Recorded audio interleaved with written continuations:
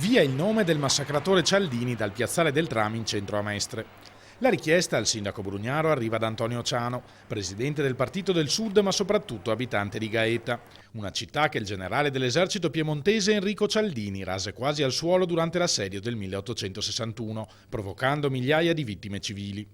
La retorica sull'unità d'Italia ne fece un eroe, con strade e piazze intitolate in molti comuni lungo la penisola, la maggior parte dei quali in anni recenti ha corretto l'errore, eliminando dalla propria toponomastica il nome di un assassino di massa.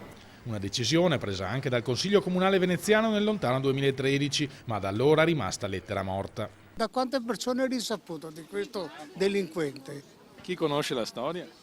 A chi conosce la storia? Ma mai sentita, mai avuto l'opportunità. A me non piace come nome, come che ho sentito un po' la storia. Il cambiamento è bello per me. La cosa che nome vuoi mettere? Non lo so. Che nome che metti? Lei che nome metterebbe? Sa Garibaldi. Non è che ci allontaniamo di molto. Sì. Forse un doge o qualche personaggio celebre della Serenissima. Un pittore, un artista, inventiamo qualcosa più di arte.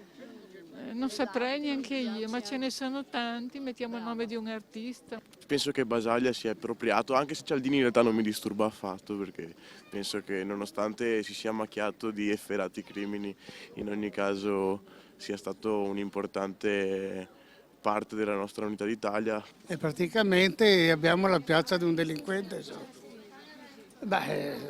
Io penso che comunque dovrebbe restare come sta.